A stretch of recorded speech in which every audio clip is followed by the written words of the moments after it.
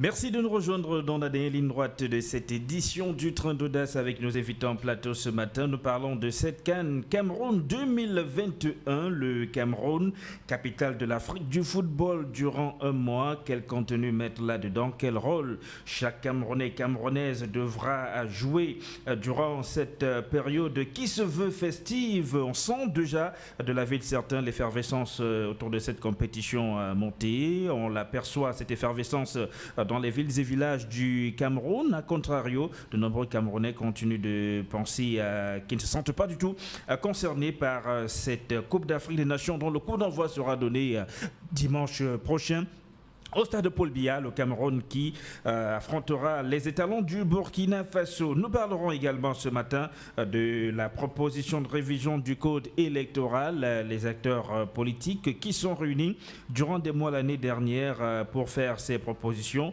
comptent absolument faire entendre leur voix pour bien évidemment obtenir des ouvertures de la part du gouvernement camerounais durant cette année 2022. Nos invités en plateau ce matin, en plus du professeur Jacqueline Koyok qui est déjà bien installé, nous aurons Hilaire Zipan qui faisait partie de ce collectif. Hilaire Zipan qui est du mouvement progressiste également, Poléium de l'Alliance des forces progressistes qui sera avec nous en plateau ce matin. Professeur Jacqueline Koyok, bonjour. Bonjour et merci une fois de plus de m'avoir convié à cet important débat. Et on rappelle que vous êtes professeur titulaire des universités, membre du conseil régional du littoral. Vous faites partie de la grande équipe de communicants du Rassemblement démocratique du peuple camerounais. Vous êtes une fervente supportrice des Lions indomptables du Cameroun, amoureuse du football et donc vous êtes prête à sucer la CAN dont le coup d'envoi sera donné dans 5 jours. C'est ça, parce que c'est une grande fête pour tous les Camerounais. Je crois que chacun doit apporter sa petite contribution.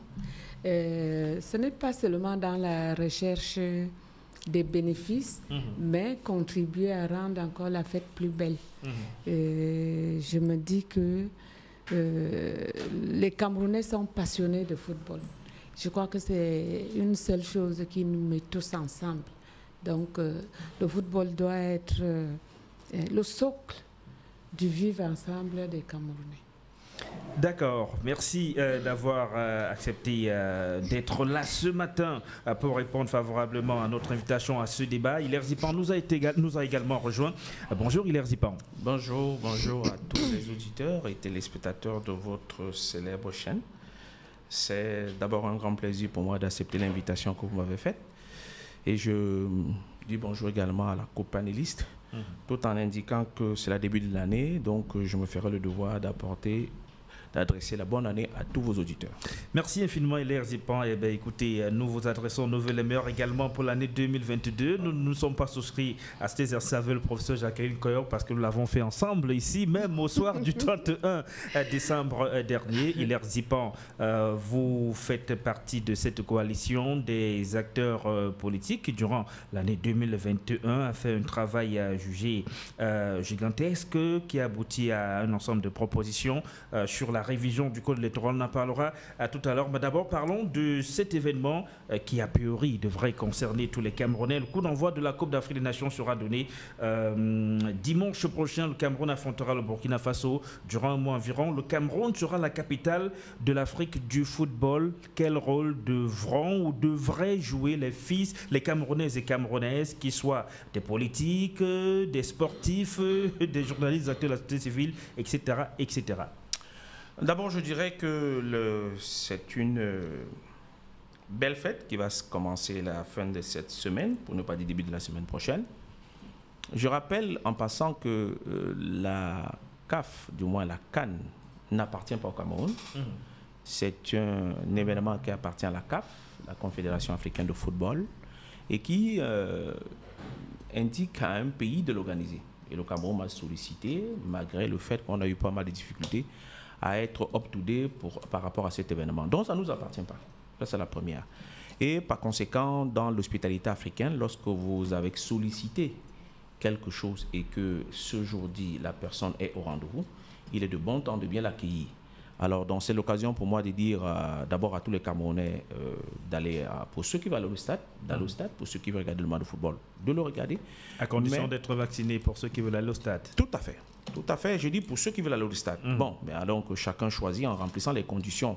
Il n'y a pas que la vaccination, il faut payer un billet. Bien. Alors donc, s'ils choisissent d'aller au stade, et pour ceux qui choisissent de rester à la maison, ils regardent complètement la télévision. Donc, je veux dire par là qu'il faudra que nous essayions, autant que faire se peut, de pouvoir satisfaire l'ensemble du peuple africain à travers notre hospitalité, en accueillant ces équipes qui arrivent. D'abord, certains sont déjà là, et tout en indiquant très clairement que le Cameroun est content d'abriter ça. Après, nous allons régler nos problèmes, parce que les problèmes, il y en a, nous allons régler nos problèmes convenablement, comme se veut, bien entendu, soit dans l'accès politique, soit dans l'affaire économique. Et je pense qu'en cela, le Cameroun va être suffisamment prêt pour dimanche. Y a-t-il lieu pour chaque Camerounais et Camerounaise de se poser la question de savoir quel est le rôle en tant que Camerounais ou Camerounaise que personnellement je vais jouer pour que l'organisation de cette compétition par mon pays soit une réussite? Je pose la question parce qu'on entend ça et là, le gouvernement n'a pas fait ci, il y a un problème avec les routes là, les stades ont fait cela, ça ont fait cela, mais en même temps vous entendez des Camerounais parfois de la classe politique qui vous disent que nous on va perturber la CAN, nous on va tout faire pour qu'elle ne se passe pas bien. Il y en a d'ailleurs qui appellent une manifestation à la veille de cette CAN le 8 janvier prochain. Je pense que vous, M. Zanga, vous êtes un journaliste suffisamment très avisé. Lorsque vous êtes dans l'activité politique, par exemple pour moi qui suis dans l'activité politique, il est convenable de prendre les positions officiellement. Ceux qui veulent perturber, on les connaît, ils ont les noms, ils ont les chefs de file.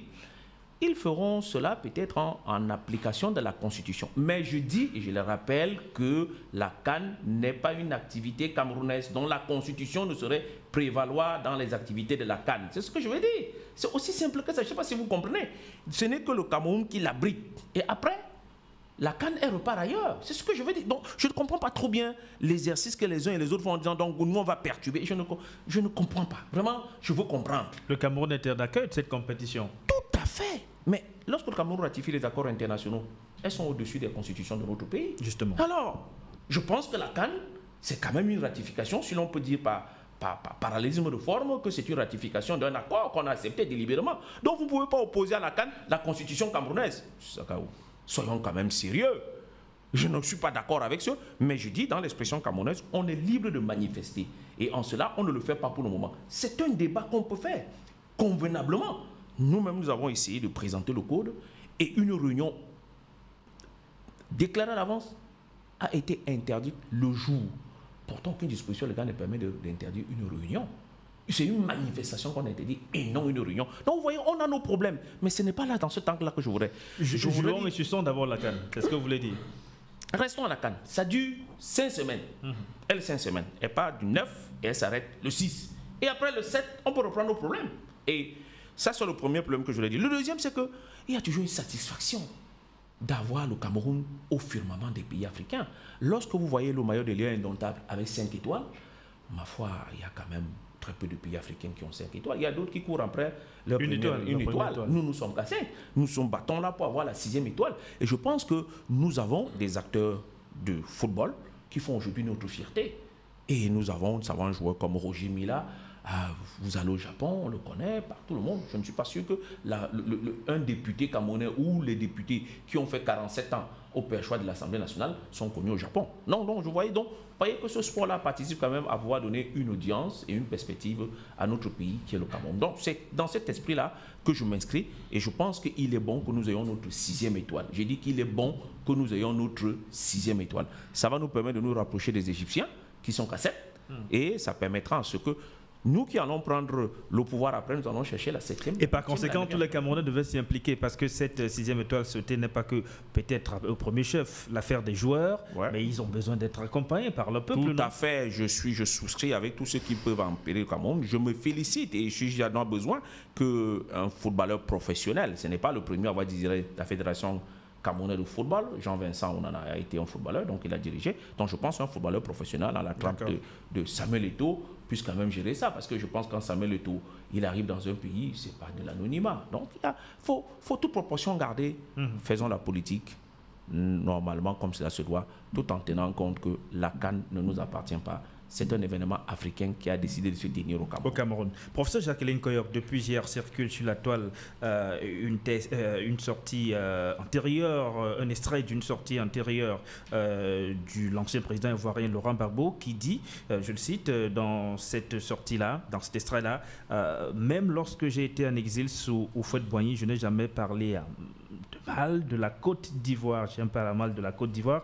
Est-ce que cette partie de cette sortie de Laurent Gbagbo parle à certains acteurs politiques camerounais, notamment avec l'événement que nous nous préparons à accueillir? Oui, bon, le Cameroun, c'est le Cameroun, mais nous avons vu les anciennes et grandes démocraties qui respectent l'institution étatique. Bon, mais il y a les gens qui croient, qui comprennent pas très bien le paradigme de la liberté d'expression et qui croient que être leader d'un parti politique nécessite absolument qu'on s'oppose à tout et ouvertement. J'ai toujours demandé aux copanélistes, est-ce que vous connaissez le nom d'un leader politique aux États-Unis? Il y a même un qui me disait qu'il n'y a pas de parti d'opposition. Je lui ai dit que va regarder le nez. Il y en a des centaines. Mais ils jouent leur rôle de participation politique conventionnelle. Mais au Cameroun, il y en a qui ont opté pour la participation politique non conventionnelle. Ils croient que le fait de faire le boucan, de s'agiter, c'est ça qui fait le bon leader politique. Et c'est le contraire. Je crois qu'avec le temps et avec tout ce que nous avons vécu, les gens doivent comprendre, ils doivent améliorer leur niveau de culture politique et comprendre qu'être un leader de parti d'opposition, ce n'est pas seulement se battre contre Paul Biya. Parce que Paul Biya, c'est un leader. Eux aussi peuvent être ces leaders demain, mais il faut que chacun, dans le cadre de son parti, pense à contribuer à la construction du Cameroun.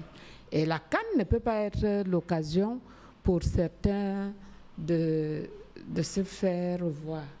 Il y a les gens qui veulent que tout le monde entier les voit parce qu'ils savent que les regards sont braqués ici. Ils vont donc essayer de faire quelque chose, s'agiter un peu pour que... Mais il est souvent arrivé que lorsqu'un enfant n'obtient pas quelque chose de ses parents, il attend le moment où les étrangers sont à la maison pour venir le demander à ses parents, devoir les inviter, non? Ça, c'est une mauvaise éducation. Parce que ce qui fait la différence entre les êtres humains, c'est leur éducation. Quand quelqu'un n'a pas eu une bonne éducation, il va avoir un comportement en marge. La société a ses normes, mais il y a les gens qui veulent seulement aller vers ce qui n'est pas normé. Donc, en réalité, la CAN doit être un moment pour chacun de nous de montrer que nous sommes éduqués.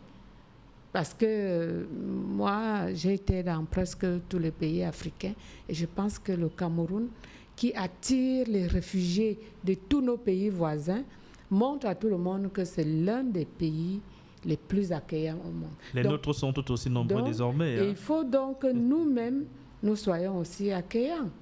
Parce que, vous voyez, vous ne pouvez pas compter. Je suis allée à Montréal et puis j'ai entendu Kamatari qui disait que le président du Cameroun leur avait donné 100 hectares et que les réfugiés rwandais étaient au Cameroun et qu'ils vivaient très bien.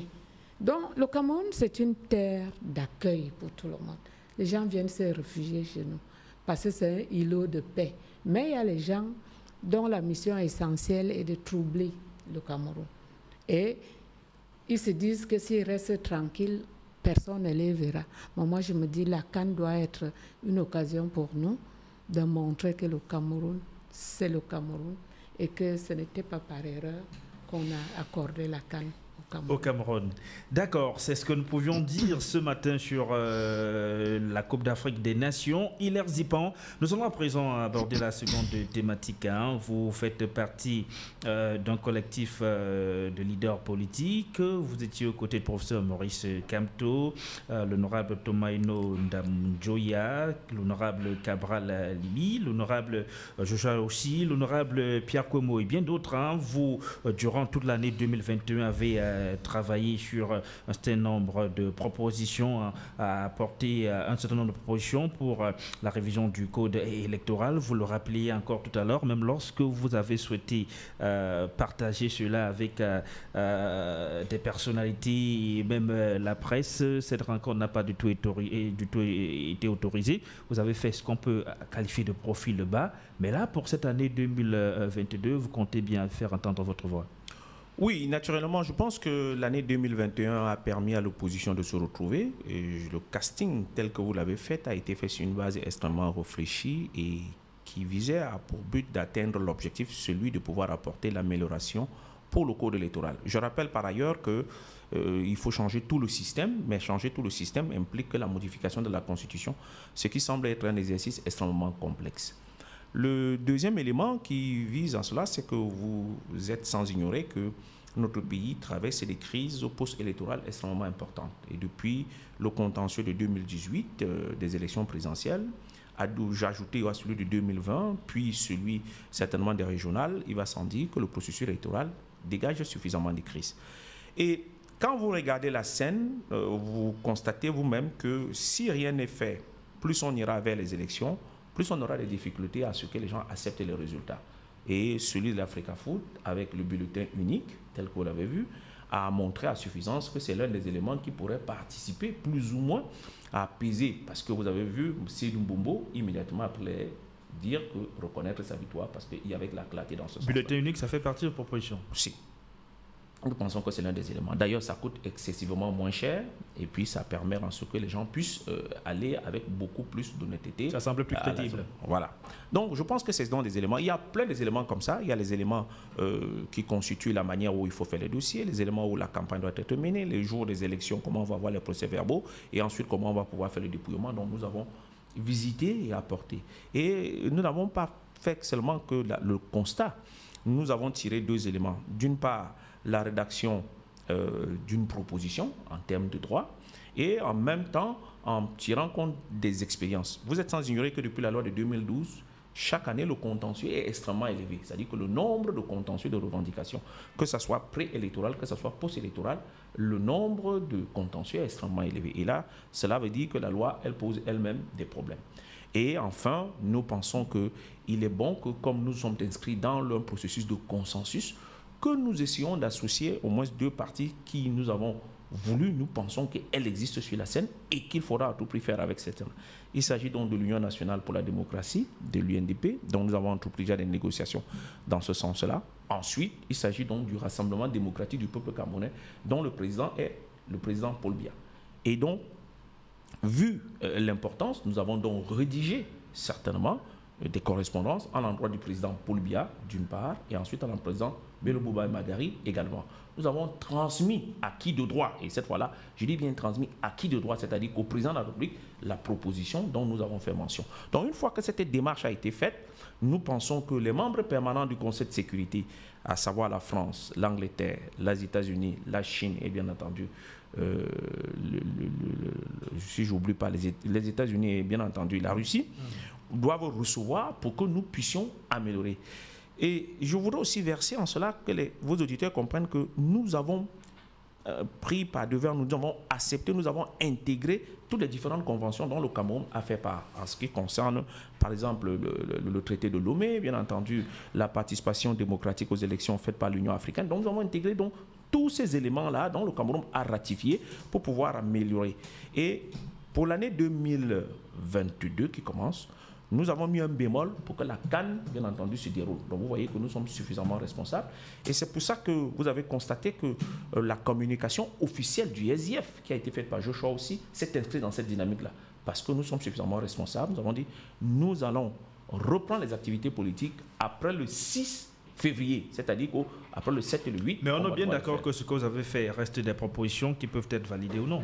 Tout à fait. Mais quand on s'est inscrit dans le consensus, on va vers les gens, on va négocier, on finit de réfléchir, on est allé vers le RDPC, qui est en même temps qui est le président, dont le président est le président Paul Biya, et vers le président de la République pour que cette fois-là, qu'il puisse apporter tous ces éléments nécessaires. Parce qu'on a deux manières de procéder. Soit nous obtenons une proposition de loi, et là ça devient donc très très complexe. C'est ça la difficulté. Soit nous acceptons un projet de loi, soit nous essayons d'obtenir un projet de loi. Et nous avons choisi l'option d'avoir le projet de loi. Le projet de loi, il est introduit au niveau de l'Assemblée par l'exécutif. Et nous savons que l'histoire nous enseigne que depuis 1960, aucune proposition de loi n'a jamais abouti au Cameroun. Donc quand vous avez toute cette expérience-là, vous essayez de faire comme Laurent Gbagbo dit. Lorsque vous avez un obstacle, soit vous le contournez, soit vous sautez. Ça ne sert à rien de pouvoir taper la main sur la en disant... Or, l'opposition, globalement, aujourd'hui, à l'Assemblée nationale, c'est à peine une trentaine de députés, toute obédience confondue. Alors, face à ça, on ne peut pas, devant la majorité du RDPC qui est de 150, penser que la proposition va devoir aboutir. Et je rappelle, et je dis, qu'après la CAN, nous allons reprendre les activités. Et cette fois-là, nous allons utiliser toutes les dispositions légales en notre matière. D'une part, d'abord introduire, s'il en a besoin, au niveau des sous-préfectures pour avoir des réunions publiques. Ça, c'est la première dimension. Soit faire des comptes rendus parlementaires. Et là, je dis, M. Zanga, où les comptes rendus parlementaires. Et je rappelle déjà, j'indique déjà à l'endroit de l'autorité administrative que lorsqu'on fait les comptes rendus parlementaires, on n'a pas besoin de... Voilà, on n'a pas besoin de déclaration. Donc, vous voyez que nous avons bien étudié. Donc, un député étant un député de la nation... Mais si un compte rendu parlementaire se mue en un meeting politique... Ce n'est pas un meeting politique. Un compte rendu parlementaire rend l'ensemble de l'activité des députés à l'Assemblée nationale pendant la section. Est-ce que nous avons introduit ce truc au niveau de l'Assemblée nationale? Nous disons oui. Alors donc on peut faire là donc comme compte rendu parlementaire. Donc vous n'allez pas nous interdire de parler. À moins que les ultra-conservateurs, comme je les appelle depuis, les ultra-conservateurs qui dominent aujourd'hui complètement les prises d'opposition à l'intérieur du RDPC, qui ont pignon sur rue, qui, pour peu que vous réfléchissez un seul instant dans votre maison, ils viennent vous arrêter. Ces ultra-conservateurs-là qui veulent par tous les moyens avoir le pouvoir, je dis bien par tous les moyens et à tous les prix avoir le pouvoir, donc ces ultra-conservateurs, nous aurons complètement en face. Il reviendra seulement à arrêter les députés de l'Assemblée nationale, il reviendra seulement à arrêter les maires, arrêter les conseillers municipaux, pour que les choses ne cessent plus au Cameroun. Comme ça, devant le monde entier, il sera établi plus que jamais que la démocratie au Cameroun est rentrée dans le parti unique. Professeur Jacqueline Koyok, vous évoquez souvent la véhémence dans certaines revendications d'acteurs politiques, mais voilà qui vous parle de consensus. Il est bien d'y aller, non? Dans ce consensus-là, tout le monde aimerait bien aller à armes égales à une élection. Oui. Et la boussole d'une élection, qu'elle soit présidentielle, municipale, législative ou bien sénatoriale, c'est le code électoral. Et ils en appellent à sa révision. Bon, moi je me dis, il y a eu une tripartite ici et on a encouragé tous les leaders des partis de contribuer en idées et peut-être même physiquement. Donc, à mon humble avis, chacun doit jouer le rôle. Parce qu'il mérite de jouer ce rôle.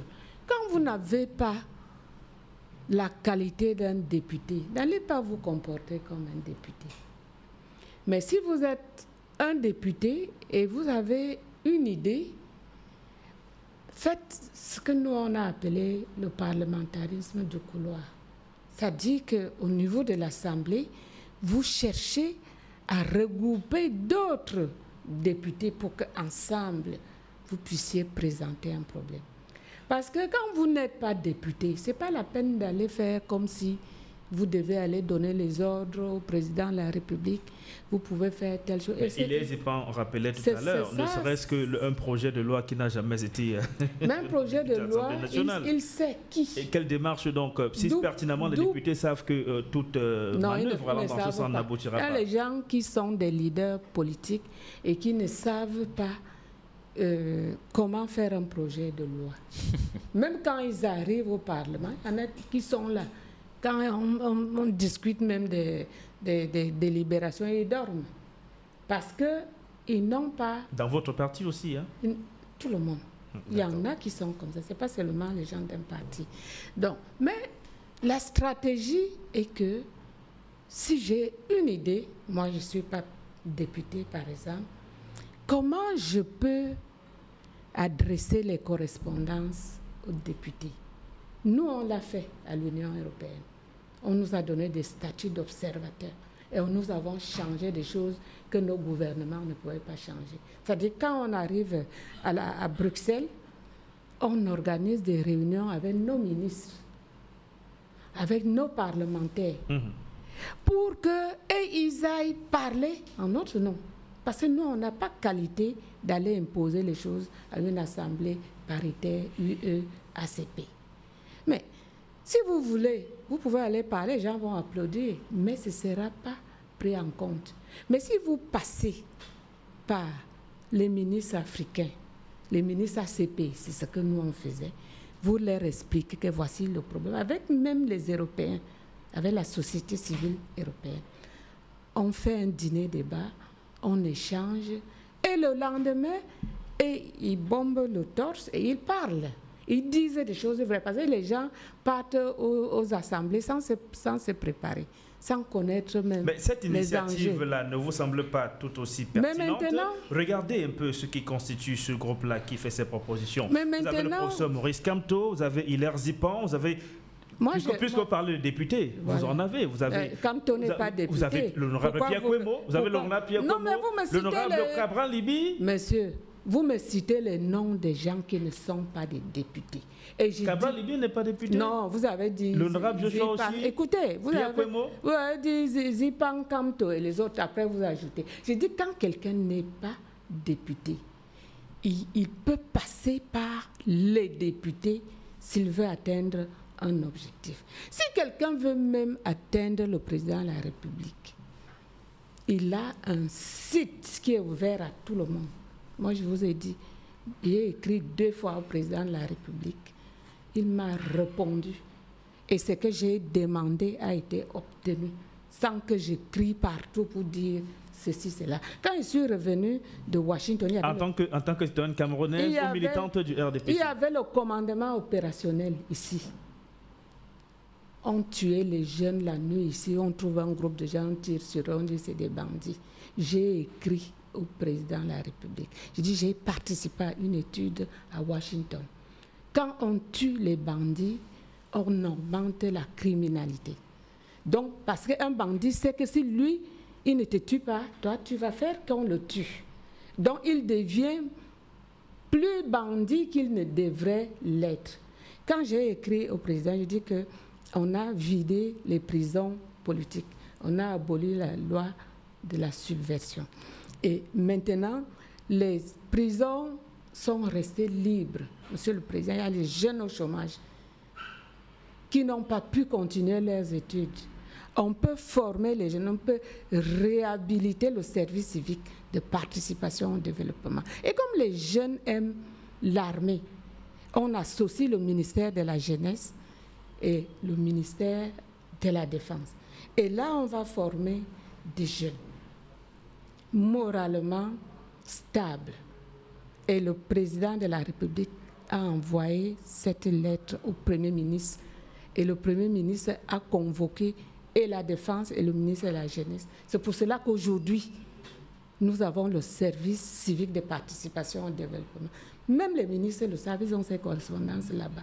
On a arrêté le commandement opérationnel qui disait que vous trouvez les enfants la nuit quelque part. Donc, j'ai écrit plusieurs fois comme ça, concernant mon époux, qu'un directeur de renseignement voulait mettre en prison pour rien. Peut-être on dira tout à l'heure combien de fois il a écrit sans jamais avoir de réponse. Non, et ils veulent faire beaucoup de bruit pour qu'on les voit.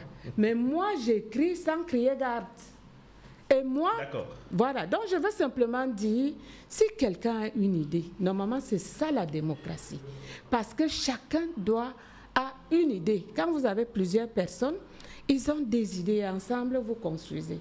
Donc la démocratie permet à chacun de mettre en œuvre ce que Aristote appelait la vertu. Donc quand vous avez plusieurs personnes, ils réfléchissent ensemble mieux que vous seuls.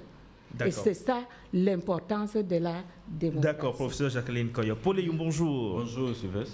Paul Eyum de l'Alliance des forces progressistes. Au lendemain de la Coupe d'Afrique des Nations, beaucoup de choses sont attendues dans la vie de la nation camerounaise. Entre autres sujets que les uns les autres souhaiteraient qu'ils soient abordés, il y a cette proposition de révision de code électoral. On ne reviendra pas sur ceux qui constituent les acteurs politiques constituent ce collectif, on les connaît tous. Mais sur cette initiative, il faut bien déjà s'y pencher, non?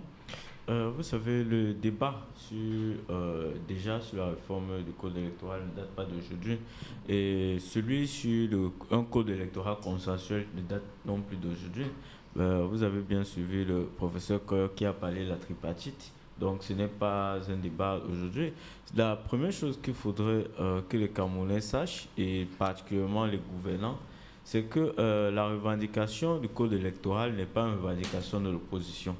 C'est une revendication de la société camerounaise dans sa globalité. Pourquoi? Parce que l'élection est le mécanisme par lequel le peuple donne mandat à ses représentants, puisque nous sommes dans une démocratie représentative. Et donc, pour que ce peuple désigne ses représentants, il y a un cadre juridique qui doit exister.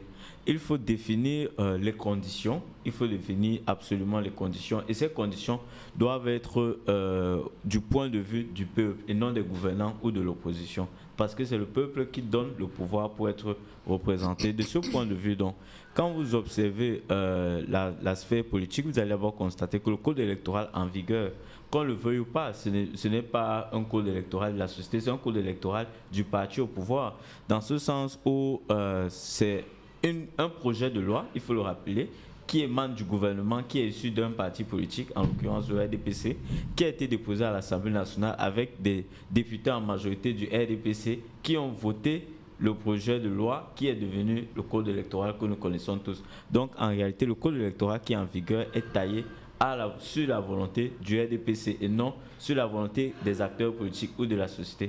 Maintenant, dans le cadre de la dévolution du pouvoir, l'opposition qui dit « attention, ce code électoral en vigueur », nous n'avons pas consenti à cela, et les populations représentées par les organismes de la société civile, parce que vous allez voir, même les organisations de la société civile ont plusieurs fois appelé à une réforme de tout le système électoral, pas seulement du code, de tout le système électoral.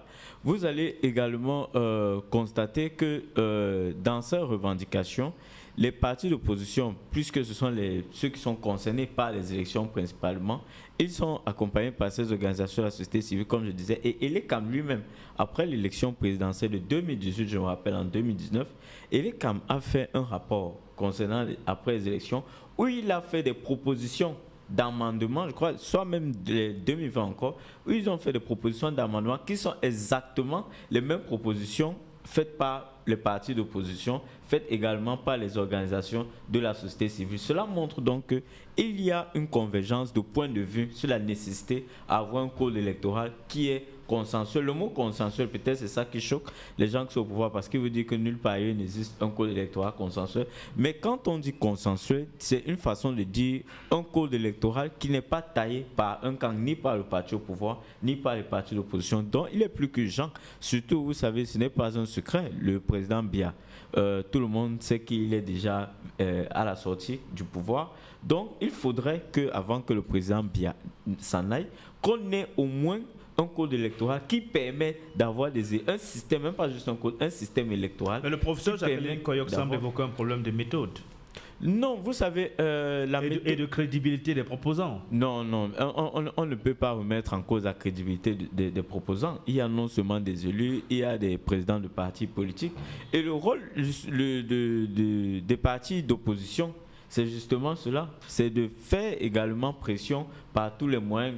Et également, vous savez, pour la tripartite dont le professeur Kirk a évoqué, c'est arrivé au bout des villes mortes. Il faut quand même qu'on soit honnête. C'est après les villes mortes que la tripartite a été convoquée. Donc, si c'est arrivé, c'est parce que les gens ont utilisé le moyen de pression de la rue. Et ensuite, ils sont allés s'asseoir et puis on a légiféré, même si la révision constitutionnelle, elle est arrivée en 1996, qui prenait en compte plusieurs revendications qui ont été faites lors de la tripartite. Donc, pour moi, on n'a pas à contester la légitimité légitimité des acteurs, ni même la méthode. Parce que, et moi, je trouve que c'est même une méthode qui est assez républicaine. Il y a d'autres qui préfèrent marcher dans la rue, casser, saccager ailleurs. Mais eux, ils ont choisi de se mettre ensemble, surtout qu'il y a des élus, de soumettre leur projet, leur proposition de loi pour la révision du code électoral, qui d'ailleurs a déjà été, c'est un travail qui a déjà été fait par plusieurs organisations, que ce soit en 96, que ce soit même récemment en 2011. Vous pouvez contacter les cadres de l'UDC, les associations comme Un Monde d'Avenir et tout, qui ont travaillé sur le code électoral. Et ce sont les mêmes revendications, les mêmes amendements qui sont exigés depuis des années. Notamment, on parle souvent du rabais de l'âge électoral à 18 ans. On parle du bulletin unique. C'est les choses, les propos de l'homme de la rue. Non, Elekam l'a dit. Non, Elekam l'a dit dans son rapport. Je ne sais pas si Elekam est un homme de la rue, sauf si Elekam maintenant c'est un parti d'opposition. Mais Elekam, dans son rapport de 2020, il a spécifié exactement les mêmes amendements à faire. Mais malheureusement, Elekam n'est pas celui qui légifère par rapport aux élections. Et c'est ça qu'il faut faire comprendre. C'est un parti de l'opposition. Que Elekam n'est pas celui qui vote la loi électorale. Elekam organise l'élection dans le cadre légal qui est défini par la loi qui est votée à l'Assemblée nationale. D'accord. Il est, d'après le professeur Jacqueline Koyok, c'est à l'Assemblée nationale que les lois sont adoptées et c'est là-bas qu'elles sont révisées. Vous savez, quand j'ai accepté votre invitation, ce n'est pas pour créer la polémique, c'est pour faire de la pédagogie et nous avons suffisamment mis du temps pour pouvoir adresser cette problématique-là. D'abord dans sa démarche juridique et dans sa démarche républicaine. Je suis assez outré et scandalisé lorsque un éminent professeur, que je suppose, vient sur la radio-télévision, commence à remettre en cause des réflexions qui ont été menées en tenant compte du cadre républicain. Je dis bien du cadre républicain. Dans notre pays, on a deux formes pour pouvoir recevoir une loi à l'Assemblée nationale. Il y a le projet de loi qui est introduit par l'exécutif et il y a la proposition de loi qui est faite par les députés à l'Assemblée nationale. Je vous ai rappelé, du point de vue historique, que depuis 1960, aucune proposition de loi n'a abouti. Aucune proposition de loi. Et je vais verser en cela 2-3 éléments. L'UNDP a eu 68 députés à l'Assemblée nationale en 1982. 12. Elle a fait une proposition de loi pour créer une commission électorale autonome. Il appelait ça la Sénat. Commission électorale nationale autonome. Avec 68 députés. Ça n'a pas abouti. Donc, vous voyez qu'on ne va pas me faire la leçon du fait que je n'ai pas tiré compte de l'année passée. Devant ces situations, qu'est-ce qu'on fait? On essaye de tendre la main à celui qui peut contribuer. Et c'est ce que nous essayons de faire. Lorsque le Cameroun a ratifié certains accords, je rappelle dans les accords de Lomé, sur la démocratie, je dis bien les accords de Lomé sur la démocratie. Si je m'attendais à une polémique, j'aurais amené cela qu'on a dit, que le Cameroun a ratifié. Il dit, article 8, je cite, et vous pouvez vérifier après, que la loi électorale doit refléter autant que possible le consensus national. Autant que possible. Et je pense que tout à l'heure, on vient de rappeler que la loi de 1992 n'a pas été votée par l'ensemble des députés. On n'a pas dit par la majorité. On a dit autant que possible le consensus. Ça veut dire que même si vous avez un seul député, il faut essayer d'obtenir son avis. Oh, j'ai l'impression que j'ai peur, et c'est ce que je ne voulais pas, c'est cette polémique que j'évite au maximum, de vouloir apparaître dans une démarche républicaine, comme si je voulais m'affronter à la majorité démocratique. C'est ça justement, en fait, le comportement de la plupart des militants du ADPC. Ils disent, ah non, on est majoritaire, donc par conséquent, je dis non, vous ne pouvez pas être majoritaire, ratifier les conventions et refuser de les appliquer. C'est ça le problème, comme si la vérité avait besoin du nombre. La vérité n'a pas besoin du nombre. Je pense que le professeur Koyok a soulevé tout à l'heure un problème suffisamment pertinent. Je reprends son exemple pour qu'elle comprenne bien ma démarche. Elle dit, j'ai écrit au président de la République quand il y avait le commandement opérationnel. Elle a constaté qu'il y avait un problème social, qui était le commandement opérationnel. 2, elle a pris la responsabilité en tant que citoyen d'écrire. 3, la solution a été politique par le président de la République. Qu'est-ce que nous disons? Il y a un problème sur le code électoral. C'est un problème. 2, nous en tant que parti politique, citoyens, députés, sénateurs, conseillers, nous écrivons au président de la République. Et 3, nous attendons la solution. Elle nous dit non, vous devez écrire et vous taire. Attendez, je ne comprends pas. Je ne comprends pas ce qu'elle me demande. Ce que je dis, c'est que je dis que nous avons transmis à qui de droit. Venez dire. Vous attendez. Bah, voilà, justement, tu sais ce qu'elle dit. Exactement ça. Vous écrivez, vous attendez, et le président de la République, le jour qu'il voudra, il va décider. C'est ça. Mais voilà. Alors, face à ces situations, vous voulez que je fasse quoi? C'est la position du RDPC, j'appelle ça les ultra-conservateurs. Parce que, en fait, professeur Jacqueline Nkoyok, ce qui se fait là, avec ce collectif de leaders politiques, c'est dans la perspective des prochaines échéances électorales. 2025, c'est demain. C'est dans 3 ans maintenant. Ici, il faut attendre que le président se donne le temps qu'il voudra bien se donner. Il peut se donner le temps après 2025, non?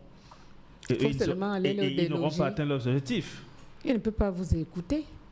Si vous voulez seulement le déloger. Mais s'il y a des pertinences dans ce qu'il propose, mais tout le monde voit qu'il y a, au sein de la classe politique, même au sein du RDPC, et Paul Youm faisait remarquer que même l'organe en charge de l'organisation des élections au Cameroun a fait des observations sur ce code électoral à l'état où il se trouve en ce moment. Mais j'étais simplement en train de dire, lorsque on crée le service civique de participation au développement, est-ce qu'on chante mon nom partout? Personne ne sait même. Moi, j'ai cette correspondance. Ce qui vous ennuie, c'est la médiatisation des travaux qu'ils ont eu à mener. Écoutez, je vais vous dire, je vous ai dit ici l'autre jour, le président, c'est un patriarche. Quand vous êtes en politique, vous ne pouvez pas vous faire dicter des choses par ceux qui s'opposent à vous. Mais vous passez par des couloirs qui montrent que ces gens-là respectent quand même l'institution. Mais si vous voulez montrer que c'est vous qui faites tout et que lui n'est rien, il ne va pas accepter. Donc je dis que c'est leur stratégie qui n'est pas une bonne stratégie. Et notre stratégie, on devrait faire quoi? Maintenant, écoutez. Sous le conseil, non, nous voulons le conseil. Nous devons faire comment? Il faut un bulletin unique. Vous savez combien de Camerounais dans les zones rurales qui savent lire et écrire? Et vous ne savez même pas comment se fait une élection avec un bulletin unique. C'est une élection électronique. Le Cameroun n'a pas ces moyens actuellement. Mais avec le bulletin actuel, comment ils font pour lire RDPC, ou UPC, ou SDF? Même maintenant, il faut lire, non, professeur? Même la couleur, il faut l'identifier, non, professeur? Oui. Vous savez que, vous-même, vous savez comment les gens votent. On vous donne les bulletins avant l'élection. Et vous prenez le temps de montrer le bulletin aux électeurs. Si vous allez, voilà le bulletin que vous devez choisir. Vous choisissez le bulletin qui a la flamme, par exemple. La personne va aller chercher la flamme. Mais maintenant, vous lui dites, ils ne savent même pas comment, ils ne savent pas comment ça se passe aux États-Unis. Aux États-Unis, on vote le président de la République. En même temps, on vote les gouverneurs. On vote les délégués. Et puis, une personne qui ne sait ni lire, ni écrire, ne peut pas faire... Mais on peut également lui dire, il y a 5 noms sur le bulletin, tu comptes du premier au 5e nom. Le 5e nom, c'est ce nom-là qu'il faut voter, non? Non, il n'y a pas qu'un nom. Moi, je suis en train de vous dire. Parce qu'ils parlent des choses qu'ils ne connaissent pas. D'accord. Parce que quand tu donnes une paperasse à une maman qui ne sait ni lire ni écrire, mais vous voulez faucher tout.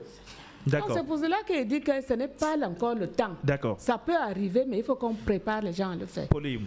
Oui, vous savez, je discutais dernièrement avec un ami, je lui disais que ce qui me scandalise au Cameroun, c'est la légèreté avec laquelle certains acteurs politiques s'expriment.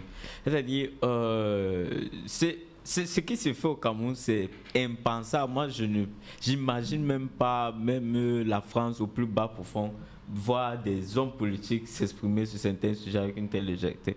Vous savez, le bulletin unique, j'ai eu l'occasion il y a quelques mois dans le cadre professionnel, parce qu'il y avait une entreprise, on organisait des choses pour elle, et de faire un bulletin unique.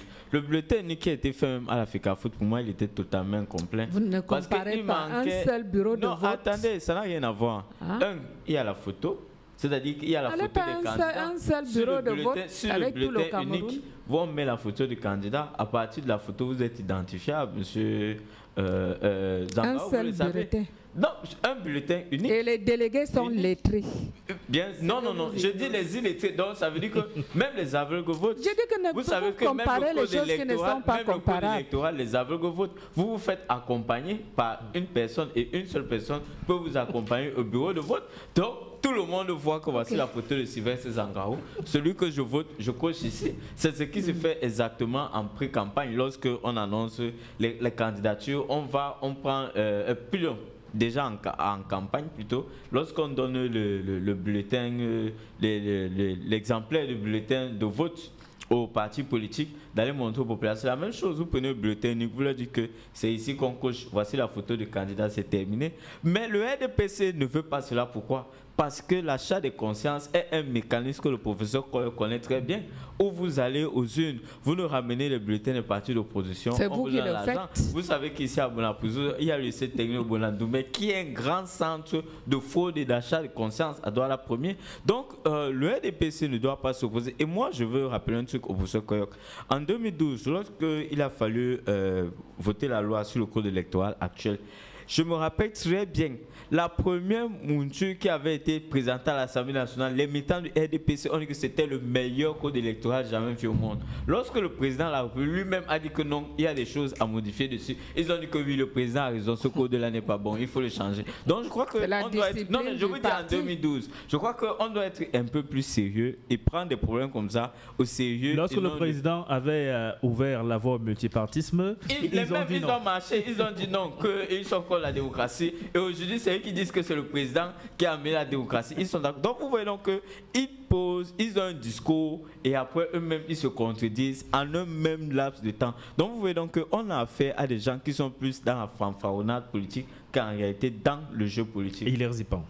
Non, je suis très scandalisé. Je suis très scandalisé parce que quand on est professeur titulaire des universités. Pardon, ne parlez pas des choses que vous ne connaissez pas. Vous ne savez même pas comment on fait pour devenir professeur. C'est ce que je dis, je suis très scandalisé. Donnez vos contributions sans parler de moi, monsieur. C'est pour avoir de respect à votre personne. Je suis professeur, 100%, allez vérifier. C'est ce que je dis, c'est le respect. Je ne veux même plus qu'il parle de moi, parce qu'il ne sait même pas comment on fait pour devenir professeur. Allez-y, il est résipant. Ils sont toujours comme ça, vous vous accrochez à quoi? Je suis tout à fait d'accord avec vous, prof. Je dis que vous ne connaissez pas ça. Avec prof, je vous appelle alors comment?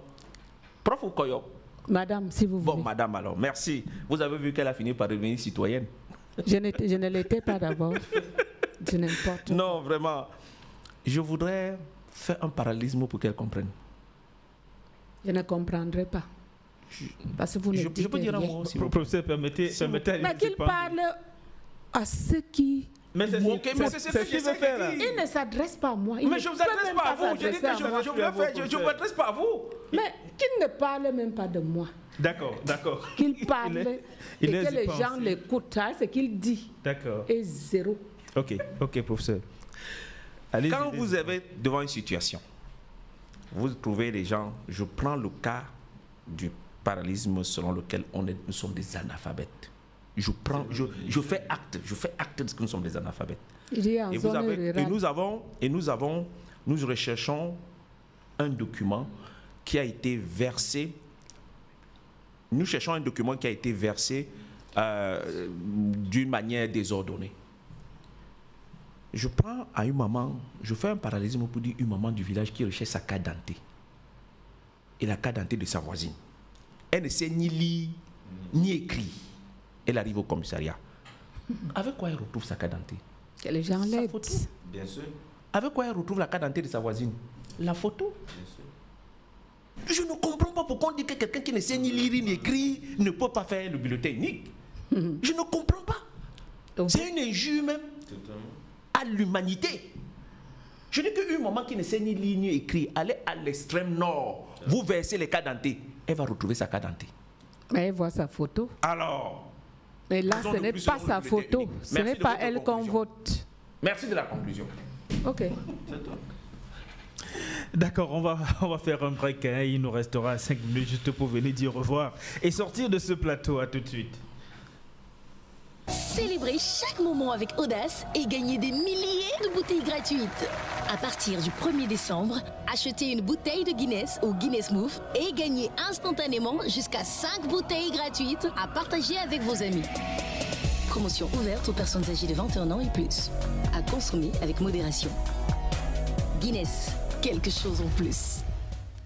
Professeur Jacqueline Koyok, cette année 2022 nous mène à 3 ans de la prochaine présidentielle. Les enjeux de la vie de certains observateurs sont plus énormes que les autres fois et donc on peut comprendre pourquoi la démarche de révision, de proposition de révision du code électoral peut intervenir un peu plus tôt que souvent. Bon, moi, tout citoyen, je dis tout citoyen. Parce qu'avant de procéder à ce genre d'investigation, il faut d'abord être citoyen. Si tu n'es pas citoyen, tu ne peux pas revendiquer tes droits. Là, au Cameroun, les gens ne le comprennent pas. Il n'est même pas citoyen, mais il revendique ses droits, les droits qu'il ne connaît même pas. Donc, je suis en train de dire, c'est bien que les gens réfléchissent et que les gens apportent leur contribution pour améliorer même le code électoral, même les autres aspects. Mais j'ai dit c'est leur démarche, qui est une démarche d'affront. C'est comme s'ils donnaient l'injonction à un chef de l'État qui a été élu là où ils ont... Non, ils ont parlé de proposition. Non, j'ai dit quand vous... J'ai pris l'exemple, je crois qu'il a même compris. Quand vous proposez quelque chose à quelqu'un, ce n'est pas parce que le président de la République n'a pas autour de lui des experts. Mais il prend. Il confie aux gens, regardez, c'est quelque chose et apprendre. Et s'il y a des choses qui sont à prendre, ils prendront. Mais vous n'avez pas besoin de faire le boucan pour ça. Et moi, je dis... Qu'est-ce que vous direz dans cette démarche-là? C'est la médiatisation du travail qu'ils ont eu à faire? C'est là. La médiatisation du travail qu'ils ont eu à faire? Parce que vous parlez de bruit autour de tout ce qui est fait là. Ouais. Moi, lui-même, il sait qu'ils veulent faire le bruit pour dire que c'est eux. C'est eux qui ont amélioré une chose qu'ils ne comprennent même pas. Donc, c'est ça qui fait la réticence du patriarche. Que quelqu'un qui n'est pas... Il ne veut pas qu'on lui force la main. Non, quelqu'un qui n'est même pas outillé vient t'imposer une chose qu'il ne comprend pas. Donc, il donne aussi à ses experts, il a dit, regardez... Maurice Kamto ne comprend rien là-dedans. Non, écoutez, moi, je ne veux pas... Il n'était pas dans ce même gouvernement. Je dis que Kamto n'était pas dans ce gouvernement. Quand vous avez servi dans un gouvernement, après vous changez, ça, vous êtes volatile. Donc il a servi dans ce gouvernement, donc il ne peut pas commencer à le critiquer. Pourquoi il ne critiquait pas quand il était... Merci professeur Jacqueline Koyok. On retient, Hilaire Zipan, qu'après la CAN, vous allez utiliser toutes les voies consensuelles, juridiques, pour vous faire entendre et comprendre. Non, j'ai déjà indiqué la démarche. Nous avons été suffisamment clairs. Nous attendons la CAN et au lendemain, nous avons donc 2 mécanismes qui s'offrent à nous. Soit faire une réunion publique si nous n'avons pas la qualité des députés, soit faire un compte rendu parlementaire à partir de cette disposition légale. Donc, à l'endroit des sous-préfets, et nous allons faire cela sur l'ensemble du territoire national parce que nous estimons que le code électoral étant la règle, il faut que tout le monde puisse s'approprier. Le dernier élément que je voudrais ajouter à cela, c'est que nous allons en même temps faire du lobbying auprès des institutions internationales en leur disant, donc, vous avez demandé, le Cameroun a ratifié un certain nombre d'accords dont la violation est aujourd'hui établie. Il est bon que nous essayons, maintenant qu'il y a un peu d'accalmie, et maintenant que nous sommes loin un peu des échéances électorales, avec un peu de la profondeur, d'aborder ce problème. Sans passion et beaucoup plus avec la raison. Et enfin, beaucoup pour dire qu'il est tout à fait aujourd'hui accepté, et il faut le dire, que l'âge du président ne plaide pas à sa faveur pour sa longévité du pouvoir. Il plaide plutôt à la diminution des nombres d'années du pouvoir. Vous avez compris le parallélisme que vous voulez donc faire. Donc, inéluctablement, il faudra bien qu'un jour qu'on remplace le président Paul Biya. Et à son endroit, je pense que le président Paul Biya l'a toujours dit et il a toujours indiqué qu'il aimerait être celui-là qui a apporté la démocratie et le progrès. Et nous disons, Monsieur le Président, les règles démocratiques ne sont pas bonnes. Nous apportons donc notre contribution pour qu'on la modifie ensemble. Et il est sans ignorer que le président de la République a hérité d'une manière constitutionnelle le pouvoir en 1982. C'est parce que justement les mécanismes des règles étaient suffisamment bien établis avec les clartés pour qu'il puisse être président. Aujourd'hui, il serait donc tout à fait judicieux et intéressant que lui-même qui prépare naturellement, bien entendu, sa succession. D'accord. Et je cite enfin le président Biya. il a dit lui-même, dans l'expression démocratique, on ne désigne pas son dauphin. Les choses doivent donc bien se passer. Vous voyez que c'est lui. Donc les ultra-conservateurs, militants parasites, qui font de la promenade sur les plateaux de télévision et de radio, doivent nous laisser. Le Cameroun a besoin d'avancer. Paul Eyoum, on retient que 2025, c'est dans 3 ans, et l'un des enjeux, l'un des nœuds pour une élection transparente, c'est ce code électoral aussi. Oui, absolument, parce que, comme je le disais aujourd'hui lors de mon premier propos, le président de la République actuel est déjà à la sortie. Donc, il faudrait qu'au moment où il s'en aille, qu'il garantisse une transparence électorale pour ceux qui viendront aux affaires après lui. Parce que même si le président Biya, au-delà de son bilan, la dernière chose que nous attendons de lui, c'est au moins ça, de permettre en sorte que le jeu soit sain pour qu'on puisse avoir pour la première fois au Cameroun un président de la République qui est issu de la volonté populaire. Merci à vous, Paul Eyoum, merci à vous, Hilaire Zipan, merci, professeur Jacqueline Koyok, à tous les trois d'être venus ce matin, mesdames et messieurs.